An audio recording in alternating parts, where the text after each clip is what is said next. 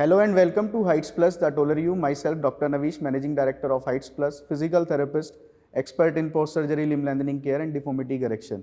तो आज हमारे साथ हमारे पेशेंट हैं जिन्होंने 8 सेंटीमीटर अचीव किया है। इनको फ्रेम रिमूव होके आज इनको 6th डे है। तो आइए जानते हैं इनका अभी तक एक्सपीरियंस कैसा रहा है फ्रेम के साथ में, आफ्टर फ्रेम रिमूवल और सर्जरी का एक्सपीरियंस। तो हमारे साथ में हमारे sir doctor S Mahapatra sir, consultant orthopaedic surgeon, expert in Ilizarov technique. तो आइए जानते हैं दोनों का पर्सपेक्टिव इस सर्जरी के बारे में, पेशेंट का और सर का। हेलो एवरीवन, मेरा नाम अभिषेक है। मैं बिहार से हूँ और मैंने लिम्ब लेंथनिंग सर्जरी कराई है और मैंने 8 सेंटीमीटर इंक्रीज़ किया है। तो सर आपको क्या लगता है, जैसे इनकी अभी फ्रेम उतर के इन्होंने 8 सेंटीमीटर अचीव कर लिया है, तो इनकी जर्नी कंप्लीट हो चुकी है? जर्नी कंप्लीट हो गई है ये कहना गलत है, क्योंकि अभी सिर्फ इनका जो डिस्ट्रैक्शन फेज है वो कंप्लीट हुआ है। डिस्ट्रैक्शन फेज को मेंटेन करके रखने के लिए हम, जैसे इन्होंने टिबिया की लेंथनिंग कराई है, तो डिस्ट्रैक्शन फेज मेंटेन करके रखने के लिए हमने क्या किया है कि हमने इनकी डिजिटल टिबिया की जो लॉकिंग है वो करी है और उसके बाद हमने फ्रेम निकाल दिया है। अब जो है अभी ये कंसोलिडेशन फेज में एंटर हुए हैं। इस कंसोलिडेशन फेज में मिनिमम 3 से 4 महीने इनको चाहिए कि वो अपना नॉर्मल एक्टिविटीज़ कर सकें। ठीक है। सो आपने सर्जरी में क्या क्या प्रॉब्लम फेस करी है डिस्ट्रैक्शन फेज में या सर्जरी में कोई? तो सर मेरे को तो पहले जब मैंने यहाँ पे आया तो सबसे मन में तो कुछ कुछ चीज़ों को लेकर डाउट था, जैसे कितना टाइम लगेगा, मैं पहले जैसा चल पाऊँगा कि नहीं, पेन कितना होगा, और फिर है कि मैं उस पेन को मैं सह पाऊँगा कि नहीं, या फिर बीच में ही मैं क्विट कर दूँगा। ये सारे डाउट थे। पर जब मैंने उस जर्नी में एंटर किया, उस जर्नी को मैंने जिया, तो समझ में आया कि इसमें पेशेंस रखना बहुत ज़रूरी है सर। तो मैंने पेशेंस रखा। कई बार हमको लगा कि यार कितना दिन हो गया है फ्रेम लगे हुए, कुछ मूवमेंट इसमें लिमिटेड हो जाते हैं सर। तो कई बार मेरा लगा कि यार निकल जाए तो ठीक है, लेकिन पेशेंस रखा मैंने, तो मैंने 8 सेंटीमीटर अचीव किया है। तो आज चूँकि मेरा फ्रेम निकल चुका है तो बहुत हल्का फील हो रहा है, अच्छा लग रहा है। वो जर्नी का समझ जाओ कि एक चैप्टर कंप्लीट हो गया है। अब आगे जर्नी है कि बोन स्ट्रॉन्ग होगा। सर ने जैसा कहा कि टाइम लगेगा, 4 मंथ ऑलमोस्ट लग जाएंगे आपको एक्टिविटी करने में। तो सर अच्छा लग रहा है, बढ़िया। तो सर इस सर्जरी के अगर हम फेजेस के बारे में बात करें तो कितने फेज होते हैं इसमें? इस सर्जरी में 3 फेज होते हैं। पहला फेज जो है वो लेटेंसी फेज कहलाता है। उसमें सर्जरी के बाद जो हम 7 से 10 दिन वेट करते हैं डिस्ट्रैक्शन शुरू करने के लिए, उस फेज को लेटेंसी पीरियड कहते हैं। एक बार आप लेंथनिंग स्टार्ट करते हो तो आप डिस्ट्रैक्शन फेज में चले जाते हैं। हम डिस्ट्रैक्शन फेज पेशेंट को जितना लेंथ चाहिए उस हिसाब से डिस्ट्रैक्शन फेज का जो टाइम है वो उस पर डिपेंड करता है। परंतु कभी कभार जैसे आप डिस्ट्रैक्शन कर रहे हैं, बीच में पेशेंट को पेन हुआ, हो सकता है मसल पेन है, हो सकता है नर्व पेन है, उसमें हम कुछ दिन वेट करते हैं। कभी कभार तो पीछे भी जाना पड़ता है, कंप्रेस करके पेशेंट की वो मूवमेंट वापस लाते हैं या पेन कम हो जाए और फिर अपन डिस्ट्रैक्शन शुरू करते हैं। तो ये है डिस्ट्रैक्शन फेज, जो कि पेशेंट और लेंथ डिपेंडेंट होती है। उसके बाद आया consolidation phase. Consolidation phase normally it is double the time जितना आप डिस्ट्रैक्ट कर रहे हैं। मान लीजिए आप 1 मिलीमीटर एक दिन में डिस्ट्रैक्ट करते हैं तो कंसोलिडेशन फेज के लिए 2 दिन चाहिए। कुल मिलाकर 1 मिलीमीटर हड्डी के लिए 3 दिन चाहिए थियोरिटिकली। प्रैक्टिकली कभी कभार 3 दिन से 5 दिन के बीच में होती है। तो कुल मिलाकर 3 फेज होते हैं, लेटेंसी पीरियड, डिस्ट्रैक्शन फेज और कंसोलिडेशन फेज। उसके बाद एक रिकवरी फेज भी है जो कि डिस्ट्रैक्शन फेज और कंसोलिडेशन फेज के बीचों बीच चलती रहती हैं, जिसमें कि पेशेंट की फिजियोथेरेपी, एक्सरसाइजेस, स्ट्रेंथनिंग और स्ट्रेचिंग दोनों एक्सरसाइजेस चलती हैं जिन जिन मसल्स को हम टारगेट करना चाहते हैं। तो अब मैं अगर बताऊं तो total 4 phase, latency phase, distraction phase, consolidation phase और एक रिकवरी फेज, ये 4 फेज होते हैं लेंथनिंग में। ठीक है। तो सर जैसे इन पेशेंट है हमारे साथ में, इन्होंने 8 सेंटीमीटर अचीव किया है, तो हर कोई क्या 8 सेंटीमीटर अचीव कर सकता है या इसकी लिमिट कितनी है? जैसे हम देखते हैं और की भी वीडियोस के 9 सेंटीमीटर या 10 सेंटीमीटर एक सेगमेंट में उन्होंने बढ़ाया है पेशेंट का, तो आप इस बारे में क्या कहना चाहेंगे? अगर हम सेफ लिमिट की बात करें, सेफ लिमिट 5 से 5.5 या 6 सेंटीमीटर होती हैं, पर ये पेशेंट टू पेशेंट वेरी करता है। किसी पेशेंट को 4-4.5 सेंटीमीटर पे भी पेन होना शुरू हो जाता है, उनकी मसल पेन शुरू हो जाती है, उनकी नर्व पेन शुरू हो जाती है। ये व्यूअर्स को बताना ज़रूरी है कि जैसे हम डिस्ट्रैक्शन करते हैं, bone is always replaced by bone, पर आपकी जो मसल है वो कभी भी मसल से रिप्लेस नहीं होती। इनिशियली उसमें फाइब्रोसिस हो जाती है, जिसके कारण आपकी मसल्स टाइट हो जाती हैं। मसल्स टाइट होने के कारण पेशेंट को पेन होता है। उसी तरह से नर्व भी जितने स्पीड से बोन रीजनरेट कर सकती है, उतनी स्पीड से नर्व रीजनरेट नहीं करती। तो इसीलिए कभी कभार नर्व पेन भी पेशेंट को होता है। जब ये पेन होए तो हम क्या करते हैं, पेशेंट को थोड़े दिन के लिए रेस्ट देते हैं या डिस्ट्रैक्शन फेज बंद कर देते हैं, या कभी कभार कंप्रेस भी करके पेशेंट को बोलते हैं कि आप ये जो मसल की स्ट्रेचिंग है आप बराबर करें और ये स्ट्रेचेबिलिटी वापस लाएं, और फिर हम डिस्ट्रैक्शन फेज उनका शुरू करते हैं जहाँ से हमने छोड़ा था। पर कभी कभी हम ये देखते हैं कि हम जब वापस से डिस्ट्रैक्शन शुरू करते हैं, पेशेंट को वापस से पेन या जॉइंट कॉन्ट्रैक्चर डेवलप हो जाती है।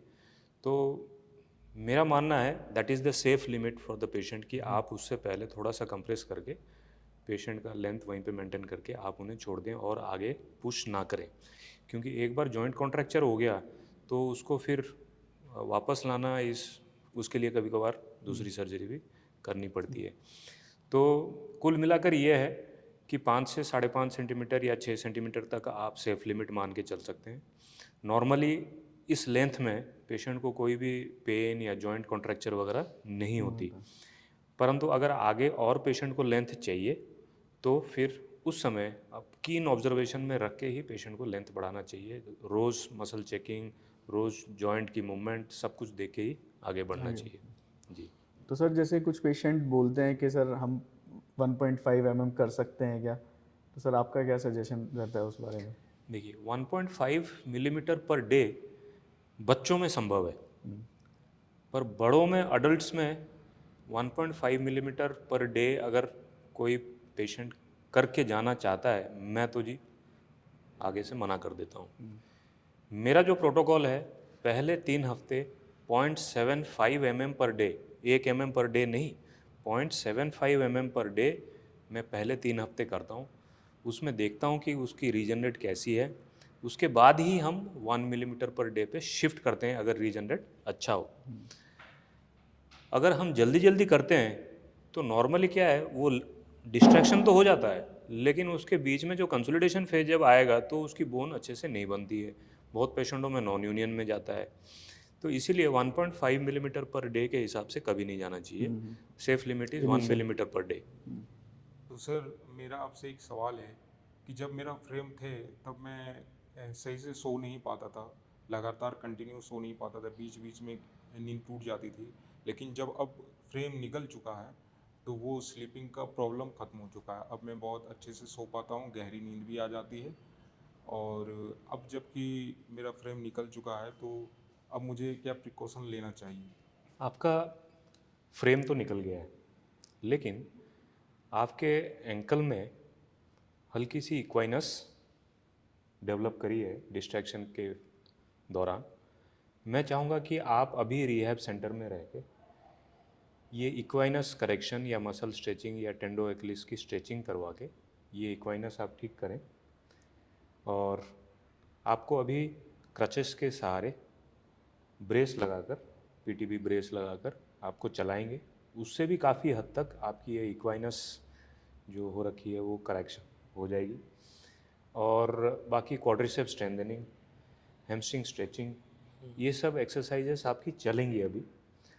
मिनिमम 1.5 महीना आपको और रिहैब सेंटर में रह के ये सब करवा के और बिल्कुल नॉर्मल चल के आपको यहाँ से जाना चाहिए।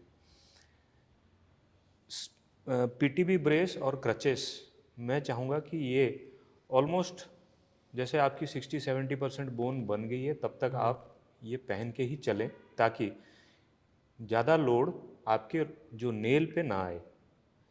इस बीच में जब बोन पूरी बन जाएगी, फिर तो नेल पे कोई लोड नहीं है, आपकी डायरेक्ट बोन पे ही लोड आती है। तो आप बेफिक्र होके चलना फिरना और नॉर्मल एक्टिविटीज़ कर सकती हैं। तो नॉर्मली ये 3 से 4 महीने का टाइम लेता है फ्रेम रिमूवल के बाद, तो तब तक थोड़ा सावधान होने की ज़रूरत है। तो सर जैसा आपने बताया कि पूरी तरह बोन बन जाने के बाद आपकी मोबिलिटी हो जाएगी अच्छी। तो सर जैसे कि मैंने 8 सेंटीमीटर अचीव किया है, तो इसको पूरा बोन को स्ट्रॉन्ग होने में कितना समय लग जाएगा? देखिए 8 सेंटीमीटर मतलब 80 मिलीमीटर। जी। 80 मिलीमीटर बोले तो 240 दिन चाहिए। 240। तो 240 दिन में आपकी बोन जो है पूरी तरह से नॉर्मल नेचुरल बोन की तरह स्ट्रॉन्ग हो जाएगी और हार्ड हो जाएगी। तब तक आपको संयम रखना, पेशेंस रखना और कुछ प्रिकॉशंस लेने की ज़रूरत है। जैसे कि मैंने कहा कि आपको पीटीवी ब्रेस और क्रचेस के सहारे आपको चलना चाहिए, पूरा फुल वेट बेयरिंग नहीं करना चाहिए। पर अभी जैसे आपके अराउंड 80 डेज आपने डिस्ट्रैक्शन फेज में लगाया है, या 90 डेज डिस्ट्रैक्शन फेज में लगाया है, या 100 डेज डिस्ट्रैक्शन फेज में लगाया है, अभी से लेकर मैं बोलूँगा 3 से 4 महीने, ऑलमोस्ट 120 डेज आपको चाहिए कि आप फुल वेट बेयरिंग करके चलें। तब तक बोन इतनी कंसोलिडेट कर जाती है कि आप फुल वेट बेयरिंग करके चल सकते हैं। लेकिन फुल्ली बोन को स्ट्रॉन्ग होने में इट टेक्स अराउंड 240 दिन 8 सेंटीमीटर हड्डी के लिए। तो सर जब वो बोन पूरा रिकवर हो जाता है, पूरा स्ट्रॉन्ग हो जाता है, तो उसके बाद एथलीट एबिलिटी आ जाती है? बोन स्ट्रॉन्ग होना और मसल्स और जॉइंट की ललचाई, वो दोनों ज़रूरी है आपकी नॉर्मल एक्टिविटीज़ लीड करने के लिए। बोन तो बनेगी, पर आपकी जो मसल्स हैं, जो एंकल की मूवमेंट फुल आनी चाहिए, नी की मूवमेंट फुल आनी चाहिए, ये सब पे भी ध्यान दिया जाता है। अगर मूवमेंट और बोन दोनों अपनी जगह पे ठीक हैं, तो आप बिल्कुल नॉर्मल लाइफस्टाइल लीड कर सकते हो। जी। तो सर मेरा फ्रेम तो निकल गया है, और साथ में हमारे पेशेंट और भी हैं, 7-8 पेशेंट हैं, और 4-5 चले भी गए हैं। तो उनमें मैंने कोई ऐसा नहीं देखा कि किसी को कुछ इन्फेक्शन हुआ हो किसी भी तरह का। वो हल्का पिन कटिंग आता है, पर जब आया तो हमको लगा ये क्या हो रहा है। फिर मैंने आपको बताया, आपने आके देखा, सर आप बताया कि ये नॉर्मली होता है पिन कटिंग, जब हम डिस्ट्रैक्ट कर रहे होते हैं तो वो पिन कटिंग आती है। तो सर तब आई थी पिन कटिंग, लेकिन अब जब निकल चुका है फ्रेम, तो अब आ सकती है कुछ इन्फेक्शन वगैरह कुछ? देखिए नॉर्मली जब आपकी डिस्ट्रैक्शन हो रही है, इलिज़ारोव के वायर्स जो होते हैं वो खींचते हैं, तो पिन कटिंग पेन, कभी कभार पिन ट्रैक्ट इन्फेक्शंस होती हैं। वो ज़्यादातर सुपरफिशियल इन्फेक्शंस होती हैं, जो कि जैसे मैंने आपको उस समय बताया था कि हर दूसरे दिन आप इसकी ड्रेसिंग करें जी। और 4-5 दिन की कोई एंटीबायोटिक कोर्स करते हैं, तो नॉर्मली वो ठीक हो जाती है। एक बार आपका फ्रेम निकल गया, इलिज़ारोव वायर्स के जो घाव हैं वो नॉर्मली कुछ वुंड हैं जो 2 से 3 दिन में सही हो जाते हैं, कुछ 4-5 दिन में बंद हो जाते हैं। उसके बाद उस घाव में कभी इन्फेक्शन होने का खतरा नहीं होता। परंतु हर शरीर अलग है। कभी कभार देखा गया है मेरे एक्सपीरियंस से कि लेस देन 1% किसी को चांस है कि हाँ कोई इन्फेक्शन डेवलप हो जाए। उसके बाद आपके अंदर एक नेल है जो आपके टिबिया के अंदर अभी भी है। ऐसे एज सच अभी तक कोई इन्फेक्शन होने का कोई ख़तरा है नहीं, ना आगे भी होगा। पर मैं हर समय ये पेशेंट को बोल के चलता हूँ कि it is always less than 1% chance है कि आपका कभी भी कोई भी इन्फेक्शन हो सकता है। यहाँ तक कि आपकी बोन पूरी ग्रो हो गई है, 3 से 4 साल बाद भी मैंने पेशेंटों को देखा है कि वहाँ से पस आता हुआ या दर्द होता हुआ, तो हमें फिर वो नेल भी बाद में निकलवाना पड़ता है अगर पेशेंट को दिक्कत आती है तो, नहीं तो उस नेल को हम डले रहने देते हैं। ज़रूरी नहीं है कि हर पेशेंट का नेल निकालें। तो सर मेरा फ्रेम निकल चुका है, और निकलने के बाद जो एक्सरे हुआ है सर, तो उसमें मेरा बोन हीलिंग कैसा चल रहा है, और एक्सरे फिर कितने दिन में कराना होता है सर, ताकि आप उसको देख सको कि मेरा हीलिंग बोन का सही है या फिर उसमें कोई प्रॉब्लम है? जी, देखिए आपका अभी डिस्ट्रैक्शन फेज़ 3 महीने का था। जी। लेटेंसी फेज़ और डिस्ट्रैक्शन फेज़ मिलाकर 3 महीने का था, और उसके बाद अराउंड 1 हफ्ते बाद हमने आपका फ्रेम निकाला था। तो अराउंड 3.5 मंथ्स के बाद जैसा एक्सरे होना चाहिए, आपका एक्सरे अच्छा था, कैलस फॉर्मेशन भी अच्छा है और दिख रहे हैं कि अच्छा कैलस बन रहा है। आगे नॉर्मली हम 1 से 1.5 महीने के अंतराल में इस फ्रीक्वेंसी में हम एक्सरे करवाते हैं to see any visible changes कि हाँ उस एक्सरे में जो पहले के एक्सरे की तुलना में नई हड्डियाँ बन रही है कि नहीं। तो सर ड्यूरिंग सर्जरी जो फेज़ होता है सर्जरी का, है ना, तो उसमें कितने चांसेस हैं नर्व इंजरी के, जैसे हम वायर डालते हैं एलिजारो की या फिर फिबुला की ऑस्टियोटमी करते हैं, टिबिया की ऑस्टियोटमी करते हैं, तो कितने चांसेस हैं और आपके एक्सपीरियंस में कितने पेशेंट आपने देखे हैं ऐसे? देखिए, थियोरिटिकली अगर बोला जाए तो बुक्स में लिखा है कि नर्व इंजरी होती हैं, हम्म, पर आज तक मेरे एक्सपीरियंस में कोई नर्व इंजरी हुआ नहीं है। अगर आपको इलिज़ारोव की सेफ़ जोन्स पता हैं, कहाँ कहाँ वायर डालना है, किस डायरेक्शन में वायर डालना है, तो कभी भी नर्व इंजरी होने का सवाल ही नहीं उठता। उसके बाद जब आप ऑस्टियोटोमी करते हो, ऑस्टियोटोमी की टेक्निक आप क्या यूज़ कर रहे हो, कहाँ ऑस्टियोटोमी कर रहे हो, उस जहाँ पे आप ऑस्टियोटोमी कर रहे हो वहाँ की लैंडमार्क्स आपको पता है कि नहीं, नर्व कहाँ से जाती है उस बोन के रिलेशन में, अगर आपको पता है तो नर्व इंजरी होने का कोई चांस नहीं है। पर हाँ, थियोरेटिकली चांसेस हैं क्योंकि बुक्स में लिखे हैं, हमने पढ़ा है, पर प्रैक्टिकली आज तक मेरे हाथों से कोई नर्व इंजरी आज तक नहीं हुई है। ओके सर, तो सर इसमें नॉन यूनियन के जो पेशेंट देखे भी हैं, मतलब कॉस्मेटिक लिम्ब लेंथनिंग सर्जरी के, जिन्होंने कहीं और कराया है, तो उसमें रीज़न क्या बोल सकते हैं आपके, क्या क्या रीज़न रहे हैं जिस वजह से उनका नॉन यूनियन हुआ हो या फिर इस तरफ वो लैंड करे हो? जी, नॉर्मली हम कोई भी नॉन यूनियन के कॉजेज़ को जब हम डिवाइड करते हैं, हम डिवाइड करते हैं पेशेंट कॉजेस, प्रोसीड्यूरल कॉजेस, ठीक है। पेशेंट कॉजेस में क्या है कि मान लीजिए कोई पेशेंट है जो हैबिचुअल स्मोकर है या हैबिचुअल अल्कोहलिक है, आप लेंथनिंग के फेज के टाइम पे भी आप स्मोक कर रहे हैं। कुछ पेशेंट होते हैं जो टोबैको चीवर होते हैं। तो इन पेशेंटों में देखा गया है कि हीलिंग या तो डिलेड होती है या नॉन यूनियन में चली जाती है। ऐसे पेशेंटों में इन्फेक्शन का भी खतरा ज़्यादा रहता है। बाकी प्रोसीड्यूरल क्या है, कुछ पेशेंटों को जल्दी होती है कि सर हमें 8 सेंटीमीटर करना है पर हमें 2 महीने के अंदर करना है।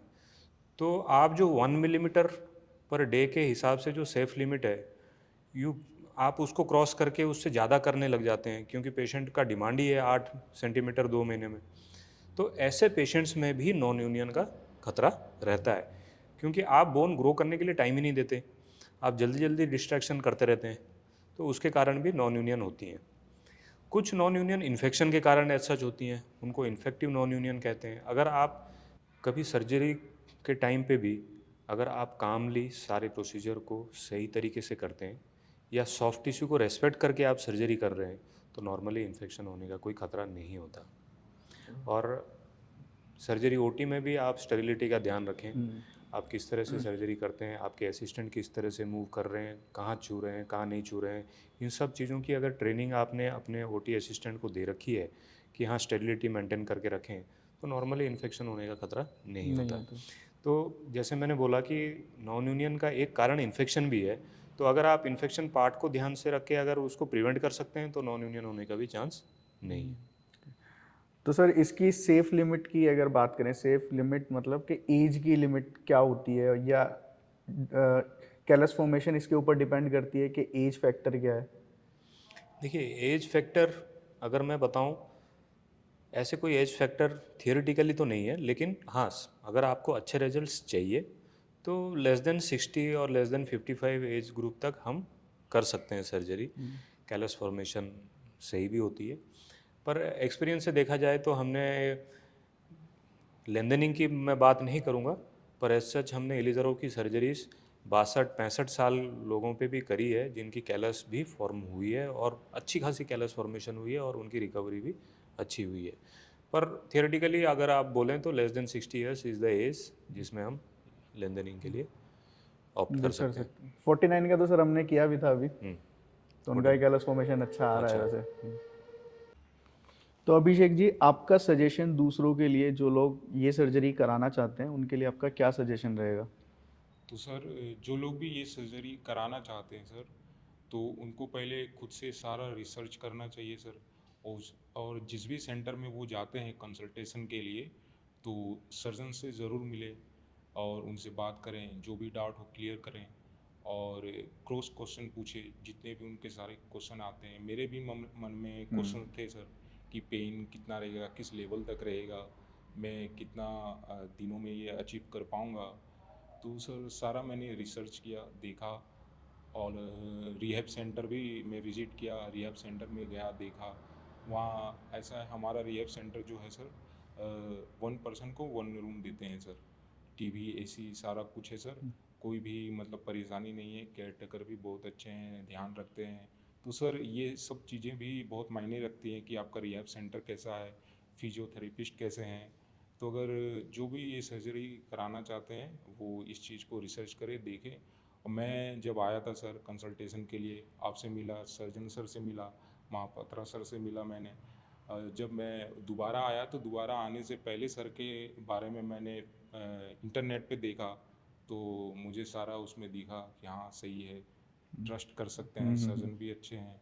तो सर फिर मैंने आ गया यहाँ और सर्जरी करा लिया। और बहुत सारे क्वेश्चंस होते हैं क्योंकि छोटी मोटी सर्जरी तो है नहीं, जी जी। है ना? तो इसके बारे में पहले सारे डाउट्स क्लियर करें, देन आप इस प्रोसीजर को करा क्योंकि सकते हैं। सर हम खुद को एक तरह से सौंप रहे हैं सर, ठीक है। तो हम्म। अगर हम किसी के मतलब उतना बड़ा रिस्क ले रहे हैं अपने ऊपर, तो वो चीज़ देखना ज़रूरी है कि हम कहाँ रह रहे हैं और कौन लोग हैं जो हमारी सर्जरी करेंगे, कैसे डॉक्टर हैं, उनको एक्सपीरियंस है भी कि नहीं, उन्होंने कितना पेशेंट को अटेंड किया है, तो वो सब भी देखना ज़रूरी है सर। ठीक है, तो ये था हमारे पेशेंट का एक्सपीरियंस अभी तक का डॉक्टर एस महापात्रा सर के साथ में। तो नेक्स्ट वीडियो जब इनकी वो स्टार्ट हो जाएगी तब हम अपने चैनल पे पोस्ट करेंगे। So regarding limb lengthening, limb reconstruction, you can contact our given number, mail us your query, stay tuned with Heights Plus, that all are you. Thank you.